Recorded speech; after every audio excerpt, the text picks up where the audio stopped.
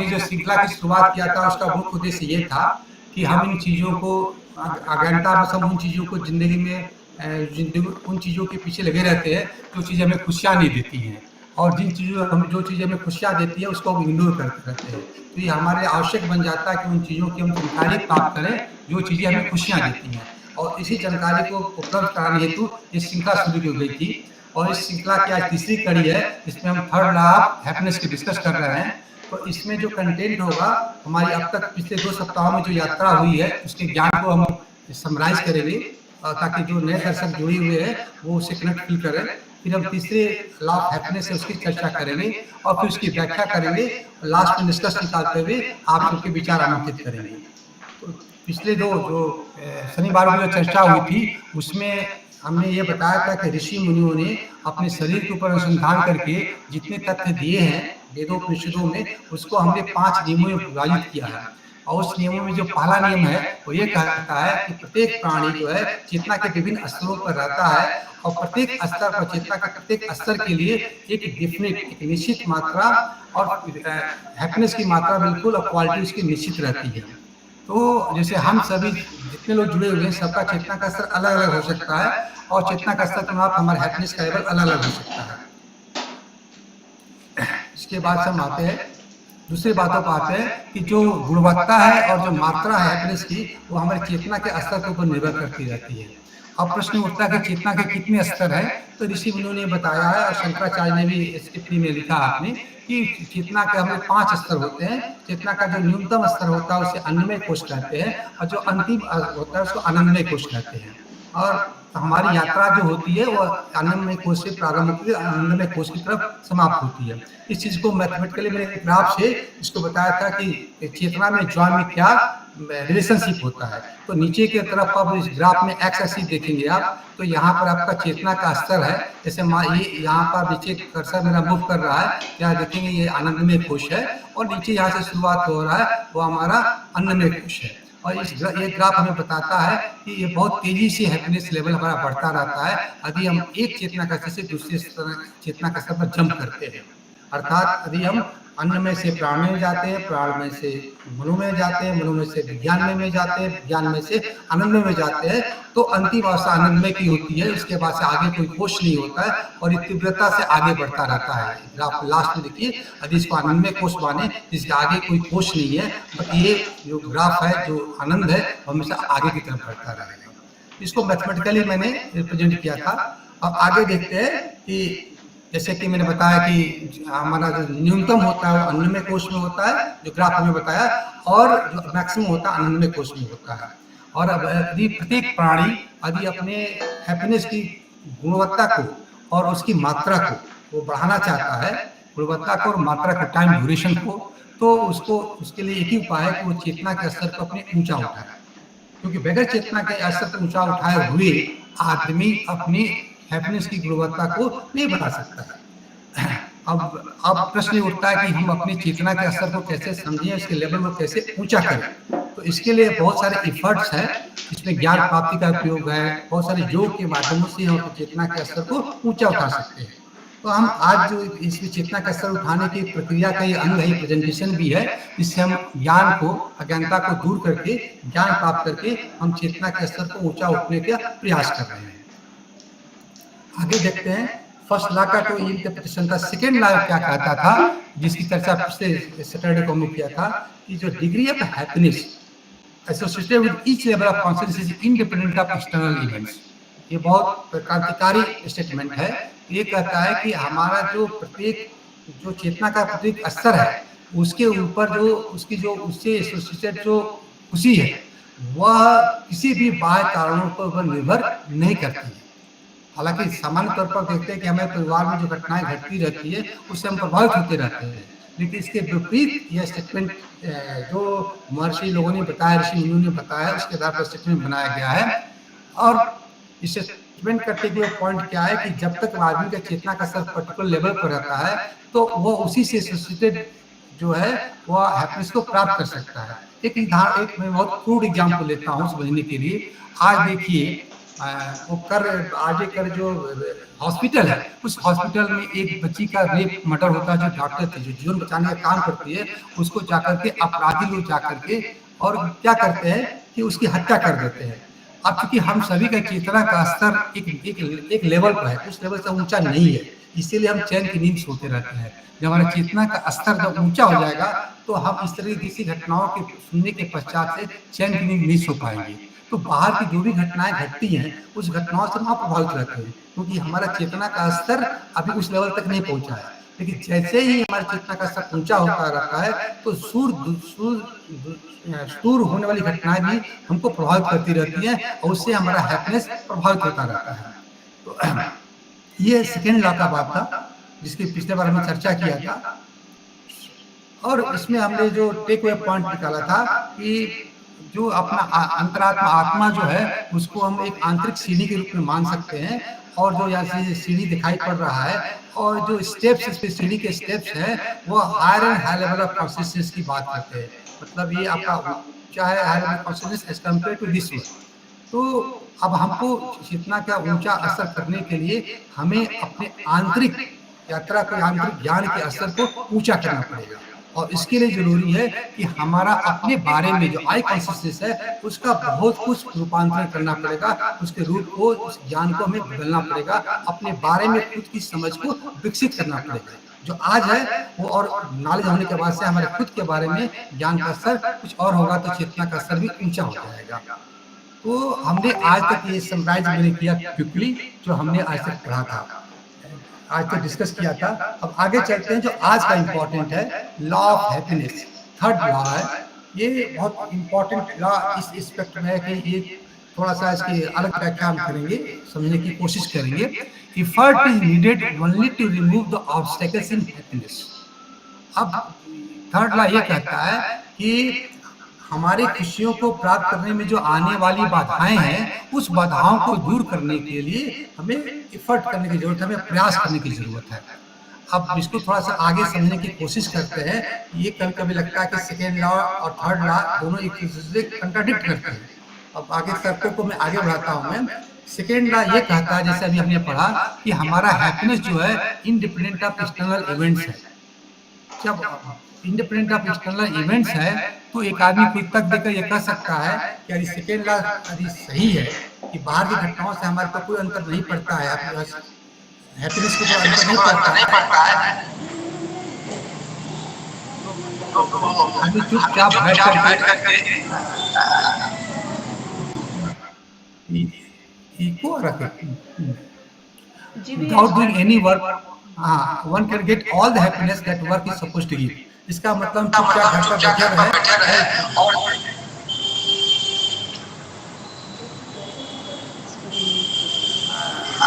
कृपया अपना mic mute कर लें, पंजाबी ऐसा। ठीक है, अभी सही है। फिर आ रहा क्या बात हो रहा जी। इसको मैं निकाल नहीं पा रही हूँ बेटा, चश्मा देना था। आवाज आ रही है? जल्दी से मुझे। हेलो जी जी आ रही है। आदि जी आ रही है आपकी ध्वनि। अभी द्वितीय नियम सही है, तो उसके तर्क के आधार में ये कह सकते हैं कि जब एक्सटर्नल इवेंट से कोई हमारे हैप्पीनेस को अंतर नहीं पड़ता है तो चुपचाप घर पर बैठे रहते हैं बिना कोई काम किए हुए, और जो काम के माध्यम से जो खुशी मिलनी होती है हमें अपना आप मिल जाएगी। लेकिन ऐसी बात नहीं है ना। आगे बात क्या आती है कि अब आगे तक ये इससे बढ़ता है कि हमें काम करने की जरूरत क्यों पड़ती है। इसको एक उदाहरण के माध्यम से समझने की कोशिश करते हैं। हम आध्यात्मिक परिप्रेक्ष्य में बात कर रहे हैं कि एक कुआं है, कुएं के अंदर देखते होंगे गांव के मोस्टली लोग गांव के पृष्ठभूमि के होंगे। मैंने भी गांव में देखा कि पानी जो है कुएं से निकाला जाता है और वहाँ पर व्हील लगा रहता था और बहुत सारे बहनें माताएं जाती थी और बाल्टी को डुबो करके और व्हील के माध्यम से रस्सी से खींचती रहती थी।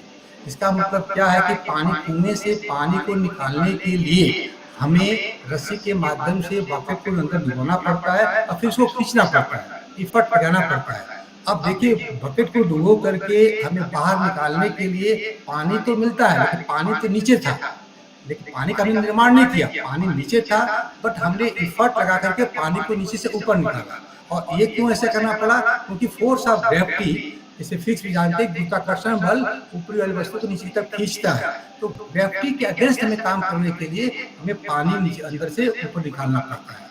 ठीक यही स्थिति हमारे आत्मा के साथ होती रहती है। आत्मा के अंदर पूरा आनंद छिपा हुआ है, बट हमें जो आंतरिक जो दुर्गुण है, आंतरिक जो हमारे जो ऑब्स्टेकल्स है, उस ऑब्स्टेकल को दूर कर लेंगे तो हमें निश्चित रूप से हमें आनंद ही आनंद मिलेगा। तो थर्ड लॉ ये कहता है कि आत्मा से जो आनंद का स्रोत है उसको प्राप्त करने के लिए जो हमारी बाधाएं हैं, उन बाधाओं को दूर करना ही कार्य का उद्देश्य है। थर्ड लॉ का इंटरप्रिटेशन ये है। आगे बढ़ते हैं। अब इस यह जो सिद्धांत है वो हमको जो है ये मनन चिंतन और ध्यान करने की जिंदगी की तरफ प्रेरित करता है कि बाहर जगत की यात्रा से आनंद नहीं मिलेगा, अंतर जगत की यात्रा करना पड़ेगा। हम मेडिटेशन करके और जीवन के जो आत्ममूल्यांकन करके हम जिंदगी के कार्य प्रणाली को निर्धारित करें तो आनंद का स्रोत पा सकते हैं। अब ये प्रश्न उठता है कि जो कुछ भी हम दैनिक गतिविधियां करते हैं, what does action play in our life, तो उसका हमारे जीवन में क्या भूमिका है, and very need to do work at all, हमें काम करने की आवश्यकता है क्यों पड़ती रहती है। तो इसका आंसर ये दिया जाता है कि work is necessary to remove the obstacle to happiness. काम करने की जरूरत इसलिए जिंदगी में है क्योंकि हमारे आत्मा से प्राप्त जो आनंद है, जो स्रोत है, उसकी जो ऑब्स्टेकल्स है, जो बाधाएं हैं, उसको दूर करना ही कार्य का मुख्य उद्देश्य होता है। जिंदगी में जो भी काम करते हैं, लेकिन एक्चुअली होता क्या है, अब हमें तो कार्य के बारे में कोई कंसेप्ट मालूम नहीं है, तो अब कार्य के बारे में कुछ ऐसे कार्य कर बैठते हैं कि बाधाओं को दूर करने के बजाय और हमारे बाधाएं जो है बढ़ा देता है। अपनी जिंदगी से हम देख सकते हैं। अब नेक्स्ट क्वेश्चन ये होता है, हमारी जिंदगी आता है कि what are the obstacles to happiness that work is expected to remove. हम जिंदगी में जो कार्य के माध्यमों से किन कामों को जो बाधा, कौन सी बाधाएं हैं जिसको कार्य रिमूव कर सकता है, तो मोस्टली हम कर सकते हैं कि जो हमारा रॉन्ग इमोशनल ड्राइव्स है, ठीक है, वह हमें करना पड़ेगा। जैसे आप देखिए कौन से रॉन्ग इमोशनल ड्राइव्स है, तो वो है ग्रीड, लालच जो है। अब लालच क्या है, अब इसको थोड़ा मैथमेटिकली समझने की कोशिश करें। जब आवश्यकताएं एक सीमा से अधिक आवश्यकताओं को जब बढ़ा देते हैं, तो आवश्यकताओं की जो मात्रा को हम बढ़ा देते हैं तो ग्रीड हो जाता है। जैसे कहते हैं कि साई इतना दीजिए जामे कुटुंब सभा, मैं भी भूखा ना रहूं साधु न भूखा जाए। इससे अधिक हमारी आवश्यकता नहीं है, लेकिन आज हमने आवश्यकताओं का विस्तार कर दिया है और इसीलिए आवश्यकताओं के विस्तार के नाते हमारी ग्रीड बढ़ती जा रही है। दूसरा है घृणा, जो हैट्रेड है। अब घृणा क्यों उत्पन्न होती है? घृणा तब उत्पन्न होती है जब हमें ज्ञान नहीं होता है कि सामने वाला अलग है और मैं अलग हूँ। जब आपके अंदर ज्ञान का उदय होता है तो सभी आत्मा जो है परमात्मा का अंश है। जब इस ज्ञान के अंदर का विश्वास होता है तो किसी के प्रति आपकी घृणा नहीं होती, लेकिन आप एक दूसरे से डिफरेंस महसूस करते हैं कि X is different than Y, मुझसे वह अलग है इसलिए उससे आप घृणा करते हैं। और घृणा से क्या होता है? ईर्ष्या उत्पन्न होती है, ईर्ष्या से द्वेष उत्पन्न होता है और उसमें क्या होती है कि आपके अंदर हिंसा होती है। तो सारा ये चेन रिएक्शन बना रहता है।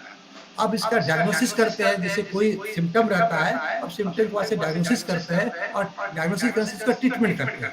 तो वही अप्रोच है अपना मैंने। अब डायग्नोसिस करते हैं क्या कि इसका रूट कॉज क्या है, कि हमारे अंदर क्यों ग्रीड आता है, हेट्रेड, जेलसी आती है, ऐसा दंभ अहंकार आता है। तो उसका कारण क्या है? जो मेन कारण जो मैंने पाया एनालिसिस करने के बाद से, वो हमारा अहंकार है या स्वार्थपरता है। स्वार्थपरता और अहंकार को भी हटा दिया जाए तो ये सारी बीमारियां जो सिम्टम आते हैं वो हमारे अंदर जो लालच है, घृणा है, द्वेष है, दंभ है, ईर्ष्या है, वो नहीं आएगा। तो अब ये ऐसा है जैसे कि मैं तो ग्रामीण पृष्ठभूमि का हूँ, मोस्टली ग्रामीण पृष्ठभूमि के होंगे। तो जब हमारी शादियाँ होती थी तो दुल्हन आती थी तो माथे तक रखती थी, वो घूंघट रखती थी। तो लोग कन्या देखने के लिए घर की बहुएं आती, घर के लोग बूढ़ी माताएं आती थी, तो दुल्हन का क्या कर रहे थे? घूंघट उठाते थे। तो थोड़ा सा भी घूंघट उठाने के बाद से दुल्हन का खूबसूरत सा चेहरा दिखाई पड़ता था। ठीक उसी तरह से आत्मा रूपी दुल्हन का जो प्रकृति ने क्या किया है, उसके ऊपर घूंघट डाल रखा है। तो उस घूंघट को हमें उठाना पड़ेगा, तब हम अंदर आत्मा रूपी जो बहू है उसका हम दर्शन करते हैं। तो उसके कुछ से कुछ थोड़ा सा हमें उठाना पड़ेगा। और जो अंदर जो बहू होगी, जो आत्मा दिखाई पड़ेगी, उसी के अंदर ही हमारा सारा कुछ खुशी छिपा हुआ है। अब प्रश्न ये उठता है कि हमने डायग्नोसिस तो कर लिया, सिम्पटम देख लिया, डायग्नोसिस कर लिया कि रूट कॉज़ क्या है, अब ट्रीटमेंट क्या करें? आगे प्रश्न उठता है कि हम सेल्फिशनेस, इगोइज़्म को ट्रीटमेंट को कैसे इसको कम करें? तो अब आगे इसको देखते हैं। इसमें आता है कि ये मैं पहले डिस्कस किया था, अब मैं दोबारा इसको लेता हूँ कि work intended to only to remove the obstacles to happiness, but we seldom do work with this idea. क्योंकि हम जो भी काम करते हैं, नौकरी पेशा करते हैं, अब इस उद्देश्य से नौकरी पेशा करें कि हमारे यह हमारे आध्यात्मिक प्रगति में सहायक हो, तो शायद डिप्रेशन का न हो, मानसिक स्वास्थ्य की समस्या न आए। और आज जो कुछ भी हमारा स्वास्थ्य आ रही है, सामाजिक समस्या आ रही है, नहीं हो पाती। और कामयाब ऐसे काम करते रहते हैं जो कि आकार को बढ़ा देता है, या हमारी सोच माइंड रहती है, सोच रहते हैं, तो हमारे एड्रेस करते रहते हैं, तो इसी तरह से हमें फ्रस्ट्रेशन भी कर दिया जाता है। तो आगे में आता हूँ मैं, समस्या क्या है, हमने तो सिम्पटम दे दिया और इसका डायग्नोसिस कर दिया, ट्रीटमेंट की तरफ आते हैं। तो हमारा हमको अपने ईगो को, अपने ईगो अहंकार को या स्वार्थपरता को मिटाना पड़ेगा। अब प्रश्न ये उठता है कि अहंकार को या स्वार्थपरता को कैसे मिटाएं? इसका सबसे ईज़ी तरीका जिसे मैंने बताया है और हम सभी को अनुभव बताता है कि आप अपने साथी की मदद करें। इजिएस्ट मोटिवेट वर्क फॉर लोग में इससे आसान तरीका नहीं है। जो जब हम अपने साथी की मदद करते हैं तो अपने अहंकार को हटाते हैं और अहंकार बदलता है और आपका सेंस भी कम हो जाता है। तभी आप जो मिलती है तभी दूसरे को आप हेल्प करते हैं, दूसरे को हेल्प जब जाते हैं तब उसको आप अपना मानते हैं। जब तक किसी को पराया मानेंगे तब तो आप हेल्प नहीं जा सकते। जो ही आप किसी हेल्प जाते हैं तो उसके तरफ अपना भाव आता है, तो उसको आप इस तरह माने या भाई माने तब आप हेल्प जाते हैं और ऐसे हेल्प करने के माध्यम से आपका अहंकार बदलता है और आपका सेल्फिशनेस चला जाता है और आप सेल्फिशनेस के दूर करते हैं। तो हमें चाहते क्या है, work is necessary to break the changing laws existing around the self and break the temporal bliss. जो आनंद है, आत्मा का जो आनंद है, उसको प्राप्त करने के लिए आधार बहुत आवश्यक है। जो आज के माध्यम से हम आत्मा के आनंद को प्राप्त कर सकते हैं। आप देखने से क्या है, जो काम कर रही है, ये सभी इंसान के अंतर्गत एक ही फर्ज होता है। क्रिएटिव बनता है तो हम इसको एक्सप्रेस करना चाहते हैं। जैसे मेरे क्रिएटिव बन जाए किसी करने का, नॉलेज शेयर करने का, इसलिए समाज में जो करना हो, किसी का म्यूजिक कराता है, किसी का अंदर ड्राइव कराता है, पेंटिंग कराता है, किसी का समाज सेवा कराता है, बहुत से क्रिएटिव फर्ज होते हैं और वह इसको एक्सप्रेस करने के लिए काम करना जरूरी है। इसी के अंदर कैसे क्रिएटिविटी है बना सकता है, कुछ ना गाते हैं गायक करके अपनी क्रिएटिविटी को कम कर सकता है। तो ये बहुत जरूरी है, हमें काम करना चाहिए। आत्मिक एनर्जी जो है वो हमारा ग्रो करती है और काफी हमारा आत्मिक प्रमाण से जब मिलेंगे वो हमारे संस्कारों को, संस्कार जो संस्कार है वो प्रभावित करती है। संस्कार क्या है, जो पढ़े हुए हैं, जो अनुभव पढ़े हुए हैं, आप लिया है, उसको सब संस्कार कहते हैं। और संस्कार क्या होता है, जब सही मिलता है तो फल देते हैं। समझते हैं आज बारिश का मौसम है, बारिश के मौसम सारे लोग पेड़ लगाते हैं, आप देखेंगे कि पेड़ अच्छा कर लिया गया तो फल करना पड़ता है। बहुत सारे जो घास बहुत सारे अनवांटेड जो रहते हैं, जो पौधे रहते हैं, उसको कोई लगाया नहीं, परमिशन नहीं देता है, लेकिन उनको अच्छा जबरदस्ती है और मिट्टी के अंदर वो गिर जाते हैं और जैसे बारिश होती है वो कम चले जाते हैं। इसी तरह से हमारे शरीर के अंदर भी जो भी हमारे संस्कार का संस्कार है, काफी एनर्जी आ रही है, वो अंदर से चला पाते हैं, बड़ा रहा जाता है। आप एक और तरीका है काम करने का, वो है क्लियर। वो भी हम करते हैं इसको कोशिश करेंगे हम क्या कहते हैं कि मुझे असत्य से सत्य क्यों ले चलो, प्रश्न उत्तर क्यों करते हैं, से क्या है, तो पहला कि असत्य से मुझे सत्य क्यों ले चलो, पहले हम जानते हैं असत्य क्या है और सत्य क्या है, और हमें क्यों असत्य से सत्य की तरफ बढ़ना चाहिए। दूसरा चीज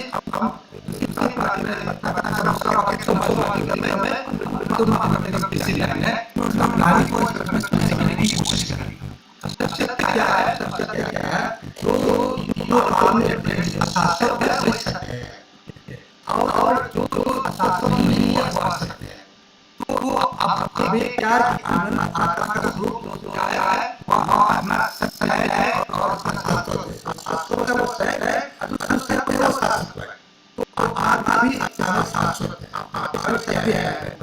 तो ये प्रार्थना करते हैं भगवान जय जय है सत्य से सत्य हो चले। आत्मा तो कैसे है जो वेरिएबल है, ट्रांजिएंट है, सबका पता रहता है, जो आज का जो नहीं है, जो नहीं है, ऐसी चीजों से हम पाते हैं।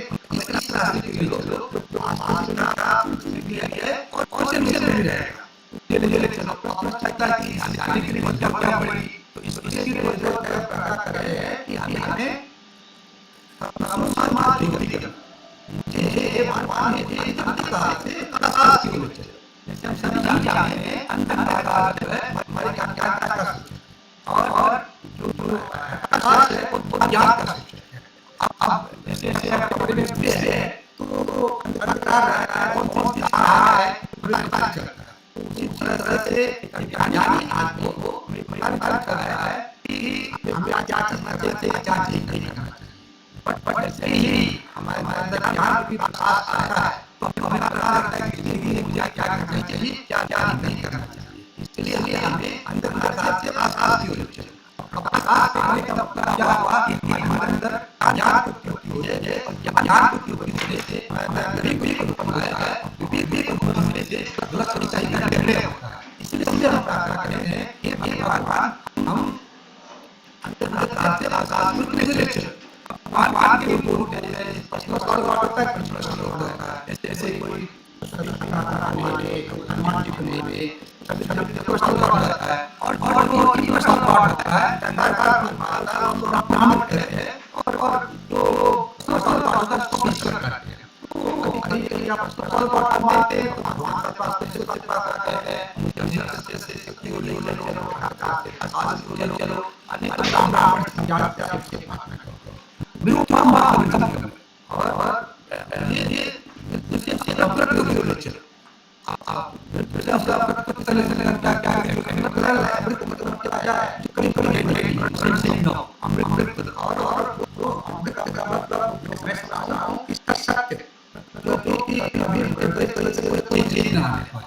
तो आप ये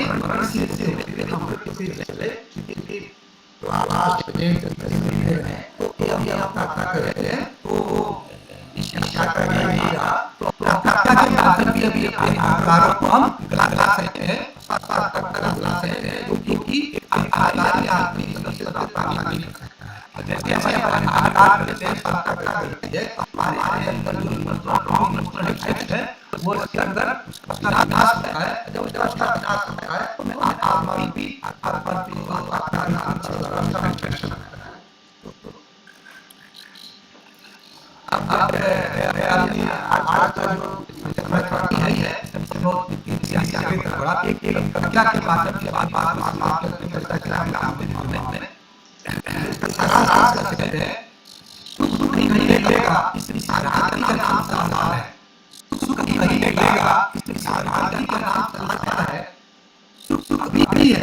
यही है इस बोध का नाम निर्माण है।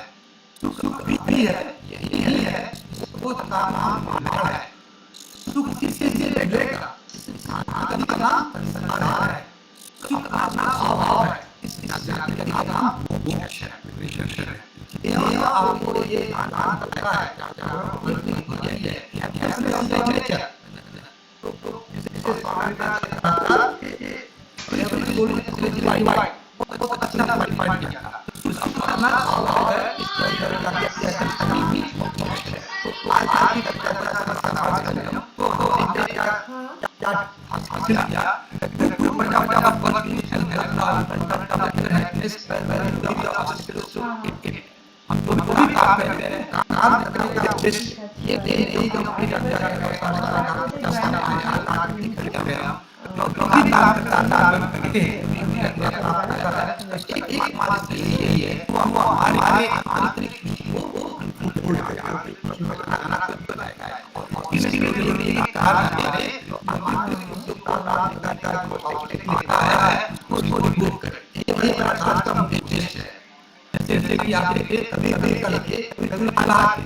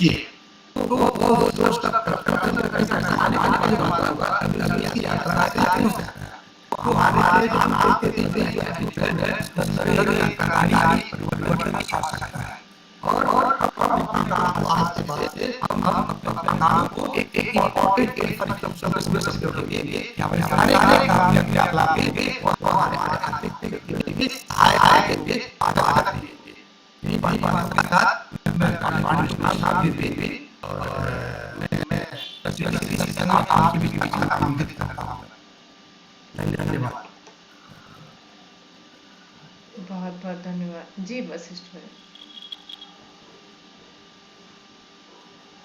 वशिष्ठ भाई प्लीज। नहीं आप चल जाओ। आज आपका संचालन है।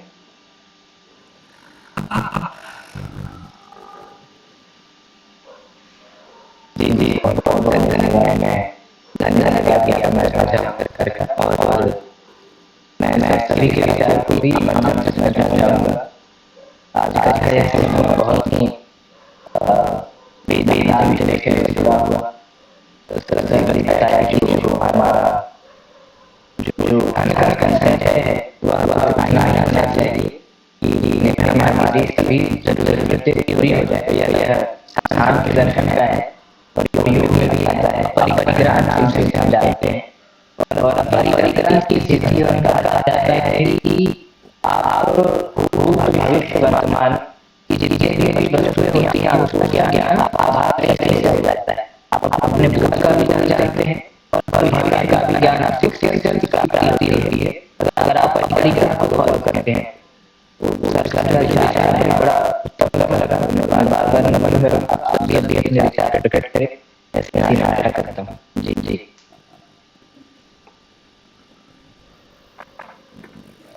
किन्हीं के कोई प्रश्न हैं तो पूछ सकते हैं। कोई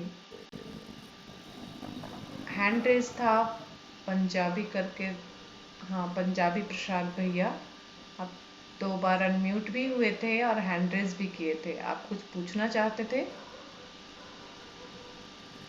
नैन्सी शर्मा के आईडी से कोई जुड़े हैं, स्वागत है। कोई कुछ आज का क्या समझ में आया, इसमें क्या समझ में नहीं आ रहा है, कुछ प्रश्न बन रहा है या और कुछ आप विस्तार में बताना चाहते हैं तो प्लीज बताएं, आगे आए, हैंड रेज करें। हमारा ये सेशन और 10 मिनट चलेगा। जैसे भैया आपने बताया लास्ट का ये मेरा जो अपना ये था मृत्योर्मा अमृतंगमय जो है। हाँ, तो कोई कुछ बोल रहे हैं नहीं वो। हाँ, मतलब मृत्यु जो बार बार हम का भय जो है जीवन भर जो रहता है, हर इंसान को रहता है, पता नहीं कब आ जाए मौत, कब। तो वो भय से अमृत की ओर प्राप्त करना, या फिर हम जो बार बार शरीर बदल रहे हैं और बार बार है ना, तो इससे मुक्ति मिल जाए, मतलब मोक्ष मिल जाए, मतलब अभी जो है हम वर्तमान में इस शरीर में रहते हुए भी मोक्ष मिल जाए हर कार्य से। इसी को शायद कहेंगे ना मृत्युर्मा अमृतंगमय। हर काम करते हुए भी मतलब उसमें आसक्त ना रहे।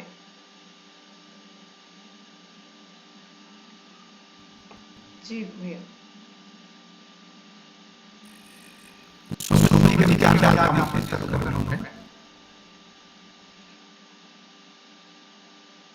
इसीलिए हम लोग आपको समझाना चाहते हैं कि अगर आप बर्तन बना रहे हैं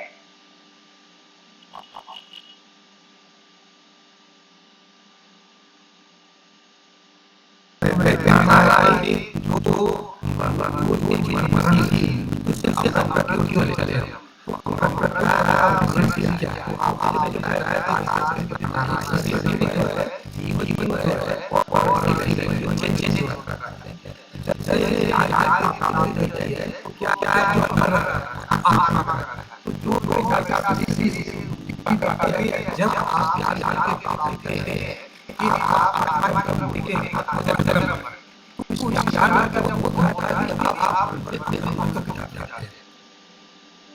जी, तो ये इस शरीर में रहते हुए भी हो सकता है।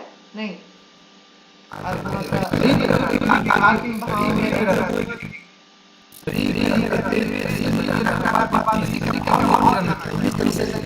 जी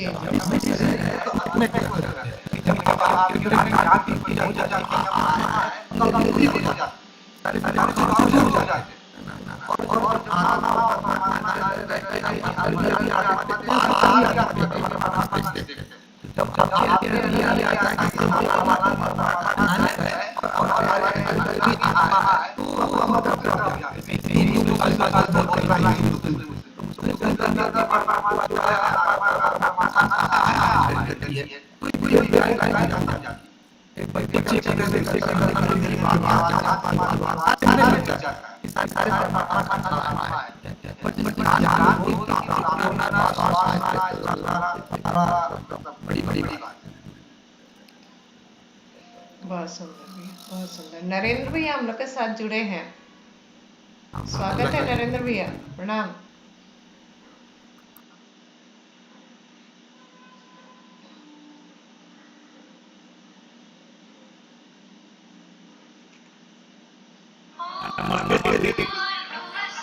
बिल्कुल नमस्कार।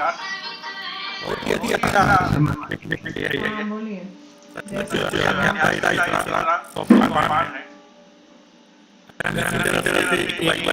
सम्मान सुनते रहे हैं, समझ रहे हैं और यथासंभव अपने आश्रम में लाने का संकल्प ले रहे हैं। हालांकि इसमें खासियत है कि कभी निर्देश या आदेश के रूप में बात करते हैं कि हमें करना चाहिए, आप कीजिए, मित्र से खासियत है। ये सिर्फ निरंतर लगा देते हैं। ये ऐसे चीज है और बिल्कुल आधुनिक तरीके से विज्ञान के सहारा लेना भी हमें विश्वास इसलिए नहीं करते कि पुस्तक में लिख कहते हैं ये सर्वे है, हुआ है, ये शोध हुआ है, ये स्थापित योग है, ऐसा पाया गया है। बिल्कुल वैज्ञानिक और तार्किक तरीके से इसके संकल्प को रखने में लेकिन सबसे बड़ा खासियत है जो कि उनकी बड़ा कन्विंसिंग और अट्रैक्टिव लगता है। बहुत बहुत धन्यवाद और टीम को जो हमें जानकारी दिया। बहुत बहुत धन्यवाद। प्रणाम भैया। और आपको सॉरी कि आप शायद भोजन कर रहे थे और आपका नाम मैंने ले लिया। जी, और कोई अपने विचार रखेंगे? सूरज कुमार हैं, वैष्णवी हैं, सभी का स्वागत है। कोई प्रश्न बनता है कुछ भी तो आप बात करें। श्यामा कुमारी के आईडी से भी हैं। जी बोला जाता है